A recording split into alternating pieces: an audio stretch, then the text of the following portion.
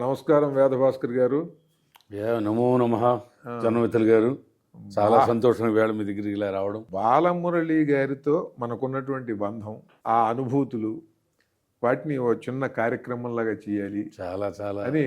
ఎందుకనంటే దాంట్లో ఆయన సరసం, ఆయన చమత్కారాలు, ఆయన ఎంత హృదయపూర్వకంగా చిన్నవాళ్లతో అయినా సరే వ్యవహరిస్తారు అనేది మనకి బాగా తెలుసు.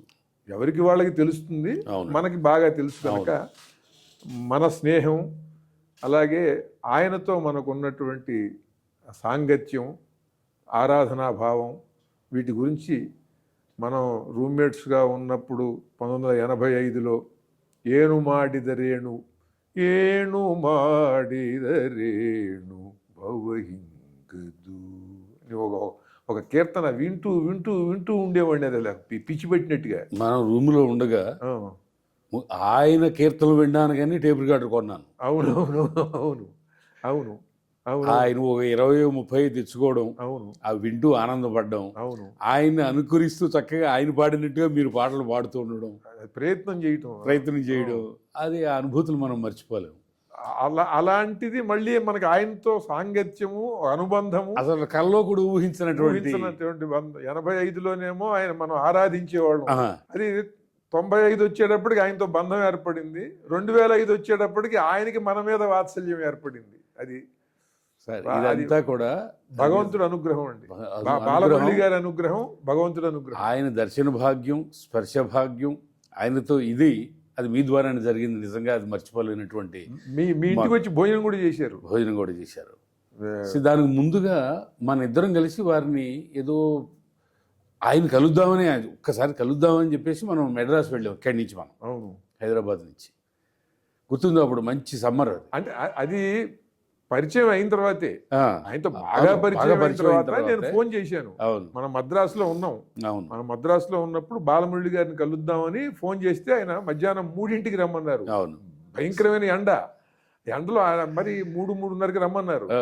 రమ్మంటే మనం మీరు అన్నారు, కొండంత మహానుభావుడికి ఏం పట్టుకెడితే సరిపోతుంది ఆయన చేతిలో పెట్టడానికి? ఏం పండు పట్టుకెడతా? పై అవన్నీ ఆ ఎండకి ఈ యాపిల్స్, అరటిపళ్ళు ఆయన ముందు ఇంత చిన్నగా ఉన్నాయంటే పక్కన ఇలా చూస్తే ఆవిడ చూడండి అక్కడ అద్భుతమైన కాయలు ఉన్నాయి, ఫుట్పాత్ మీద పుచ్చకాయలు చూడండి ఎంత ఉన్నాయంటే బాగున్నాయి అన్నారు. మీరు అప్పుడు ఇంత పుచ్చకాయ తీసుకెళ్ళాం మనం. అవును, చాలా పెద్ద పుచ్చకాయ అండి. అది మృదంగం వల్లే ఉంది. అది ఆయన చూసి ఆశ్చర్యపోయాడు, ఇదేమిటి? అవును, మీలాంటి పెద్దవాళ్ళకి అంటే ఏది ఇవ్వాలో తెలియక అక్కడ ఉన్న వాటిలో ఆ మార్కెట్లో మాకు ఇదే పెద్దగా అనింది, ఎక్కడ కొన్నారండి అన్నారు. ఇదిగా టీనగర్ పానగల్ పార్క్ దగ్గర. మరి ఆ పక్కనే ఆ బంగారు షాపులు కనపడలేదా అన్నారు. ఎంత నవ్వుకున్నాం ఆయన చమత్కృతికి. అంటే అన్నారు, బంగారం తెస్తే ఎంత బాగుందో. అవి ఏం కనపడలేదన్నారు. పక్కనే కదా బంగారు షాపులు, అవి కనపడలేదు. అంటే అప్పటికప్పుడు స్పాంటేనియస్గా ఆయన చమత్కారం అసలు మర్చిపోలేనటువంటి అనుభూతి. అంత వయసులో కూడా, అంత అద్భుతమైన ఇదిలో కూడా మనం కూర్చుని ఉండగా మనం వెళ్ళేప్పుడు ఒక అమ్మాయి పాడుతుంది. ఆ అమ్మాయికి వచ్చిరాని సంగీతం, ఆ అమ్మాయికి కూడా నేర్పుతున్నారు ఆయన. అంటే ఆయన హృదయం ఎంత చూడండి. అంటే వాళ్ళు ఒక స్థాయికి వెళ్ళిన వాళ్ళకే నేర్పుతారు తప్పించి మామూలుగా నాలాంటి వాడికి మీలాంటి వాళ్ళకి చిన్న కూర్చోబెట్టేసి నేర్పరు. ఆయన ప్రేమ ఆయనకి. ఇంకొక సంఘటన జరిగింది, అది మీకు చెప్పలేదు ఇప్పుడు దాకా. ఆయన దగ్గర నేర్చుకునేవాడు ఒక అతను, శర్మ అని, నాకు బాగా పరిచయం అండి. అతను వడపల్లిలో ఉండేవాడు. అతను రూమ్కి 2-3 సార్లు వెళ్ళాను, నేను వచ్చాను. వాళ్ళ అమ్మాయి పెళ్ళికి, గురుగారు మా అమ్మాయి పెళ్ళండి ఇలాగా అని చెప్తే, మీ ఇంటికి నేను ఉంటారా గురుగారు, రేపొద్దున శుభలేఖ తీసుకుని వస్తాను మీ దగ్గరికి అంటే, ఆ వేళ సాయంత్రం ఆ శిష్యుడిని వెతుక్కుని వాళ్ళ ఇంటికి వెళ్ళిపోయారు. శుభలేఖ వాళ్ళ ఇంటికి వెళ్ళి తీసుకోవడానికి. గొప్ప మహా అద్భుతమైన అతను కళ్ళ నీళ్ళు పెట్టేసుకున్నాడు. నేను వెళ్ళి శుభలేఖ ఇవ్వాలి గురుగారు, నేను మీ ఇంటికి వచ్చి శుభలేఖ ఇవ్వాలి, మీరు మా ఇంటికి వచ్చేసారు ఏంటంటే, అది అందరూ చేసేదో. మరి ప్రియమైన శిష్యుడు అంటే నేను నీ దగ్గరికి రావాలి, ఏది శుభలేఖ ఇయ్యని పట్టుకెళ్ళేటండి. అది అసలు ఎవరైనా ఎక్కడైనా జరుగుతుందండి అది ఆ సంఘటన. ఒకసారి మన ఈ కొప్పొరపు కవుల పురస్కారానికి ఆయన వచ్చారు.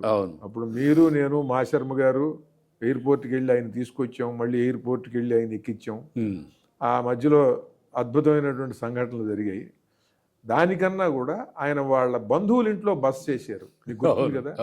వాళ్ళ బంధువుల ఇంట్లో బస చేసినప్పుడు ఆయన సాయంత్రం ఈ కొప్పవరపు కవుల పురస్కారం అయిపోయిన తర్వాత మరుసటి రోజు ఆయన్ని సబ్మెరైన్ చూడటానికి అని చెప్పి రమ్మన్నారు. అవును, ఆయనకి ఆహ్వానం వచ్చింది. అంటే చాలా గొప్ప గొప్ప సెలబ్రిటీలకు కానీ అది అవకాశం రాదు. సెలబ్రిటీలలో ఆయనకి మించిన వాడు ఎవరున్నారు ఇక భారతదేశంలో, మొదటివాడు ఆయన.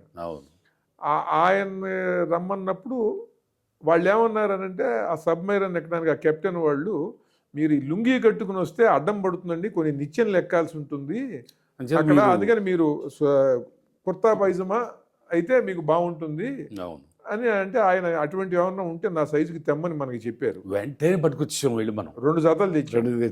2 జతలు తీసుకొచ్చి సాయంత్రం మనం 4ంటికి వెళ్ళాం. వాళ్ళు 5ంటికి బయలుదేరి వెళ్ళాలి అక్కడికి, 4ంటికే వెళ్ళాం. వెళితే ఆయన ఒకటి వేసుకున్నారు, 2ంటిలో ఒకటి సెలెక్ట్ చేశారు, ఇది బాగుంది అని. అది వేసుకుని ఇట్లా బొందు వేసుకుంటూ కట్టుకుంటున్నప్పుడు ఇలా వచ్చేసింది మొత్తం. అది గుర్తుందా మీకు? దాని మీద పెద్ద జోకు వచ్చి ఆయన అది మర్చిపోలేని జోకు. ఏంటి ఏమన్నారు?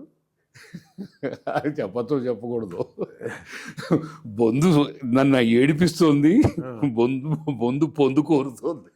సరదాగా అంటే వెంటనే ఆయన చక్కగా మాట్లాడడం అది నవ్వు వచ్చింది. ఆ తర్వాత ఎవరి దగ్గర పిన్నిస్ తీసుకుని దాన్ని అక్కడే పెట్టి అట్లాగే పట్టుకుని ఉన్నారు.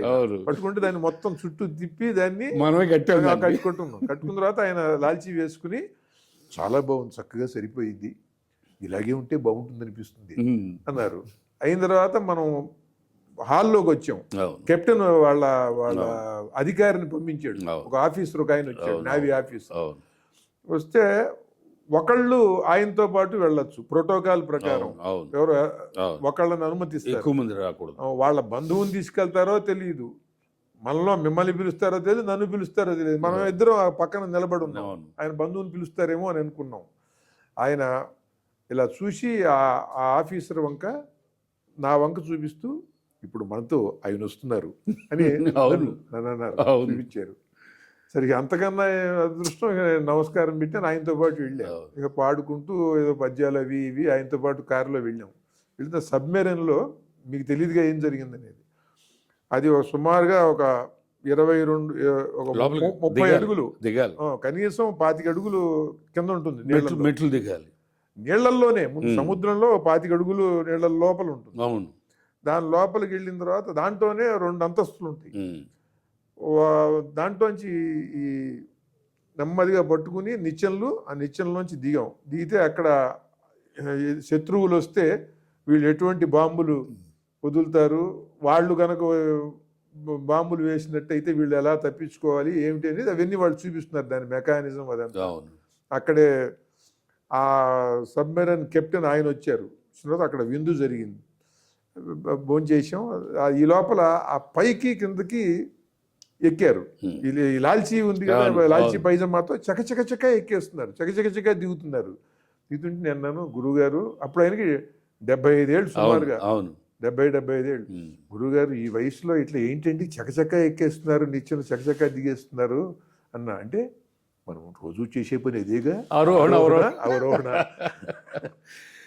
అది అసలు ఒక్క సెకండ్ తడువుకోరండి, అంత అద్భుతంగా, ఎంత సహజసిద్ధంగా హాస్య చమక్కులు. అంటే ఆయన రసమయ మూర్తి, నిరంతరము ఆ రసస్వరూపంగానే ఉంటాడు. ఆ రస దృష్టితోనే ప్రపంచాన్ని చూస్తాడు ఆయన, ఏ సన్నివేశాన్ని అయినా. లేకపోతే అంత ఇదిగా ఉండదు. సామాన్యుడితో కూడా అంత ఆనందంగా ప్రేమగా ఉండేటువంటి తత్వం మనకు ఎక్కడో కానీ దొరకదండి. అది అప్పుడు అక్కడ వాళ్ళ ఇంటికి వెళ్ళినప్పుడు మర్నాడు మనం భోజనానికి పిలిచాం. అవును సరే, మా మిత్రుడు వేదభాస్కర్ గారండి భోజనాలు. అలాగే అసలు వీడు ఎవరు, వీళ్ళ ఇంటికి వెళ్ళాలా వద్దా అని ఆలోచిస్తారు పెద్దవాళ్ళు, మహానుభావులు. తప్పే ఉంది, నడవండి చక్కగా. అప్పుడు ఎంత మన ఆనందానికి ఇది లేదు. సరే, అప్పుడు ఎంఆర్ఎల్ రావు గారు, మీరు, నేను వాళ్ళు కూర్చుని భోజనం చేసాం. ఇప్పటికి మర్చిపోలేనటువంటిది ఇది. అన్నీ చక్కగా వడ్డిస్తే, గురుగారు మొహమ్మడు పడకండిగా తినండి అంటే భోజనం వ్యవహారంలో నాకు ఎటువంటి మొహమాటం ఉండదు. నేను భోజనం కూర్చుంటే అందరు భోజనాలు అయిపోతే నాకు ఇంకో పావుగంట పడుతుంది. ఒక్కొక్కటి జాగ్రత్తగా 1 by 1 అలా వరుస చూసుకుంటూ వస్తాను. ఎంత అందంగా తిన్నారో ఇప్పటిదాకా నేను అలా చూడలేదు ఒక్కడేనండి. అది మర్చిపోలేనటువంటి అనుభూతి. తర్వాత 2-3 గంటలు ఇంట్లో ఉండిపోయి మా అమ్మాయి పాటలు విని ఆశీర్వదించి, నువ్వు బాగా మంచి స్థాయికి పెడతావు అమ్మ, బాగుంది పాట అని చెప్పి ఆశీర్వదించి వెళ్ళారు. అది మర్చిపోలేనటువంటి అనుభూతి. తర్వాత మనం ఎయిర్పోర్ట్కి వెళ్ళాం. ఎయిర్పోర్ట్లో ఆయన ప్యారిస్లో జరిగిన అనుభవాలు చెప్పారు. అక్కడ పగలబడి కింద పడి దొల్లాను నేనండి. అంత కడుపు నొప్పి వచ్చేట్లాగా నవ్వించారు మన ఆయన. నవ్వకుండా మెల్లిగా చెప్తాను. చాలా సంతోషం అండి వేదభాస్కర్ గారు. ఈ రకంగా కాసేపు గురువు గారికి మన అనుభూతులన్నీ తెలుసుకుని ఒక నివాళిగా ఇది ఒక కార్యక్రమం అని అనుకున్నాను. చాలా ఇటువంటి కార్యక్రమం మీరు చేయడం, మేము పాల్గొనడం మా అదృష్టంగా భావిస్తున్నాను. చాలా సంతోషం. నమస్కారం.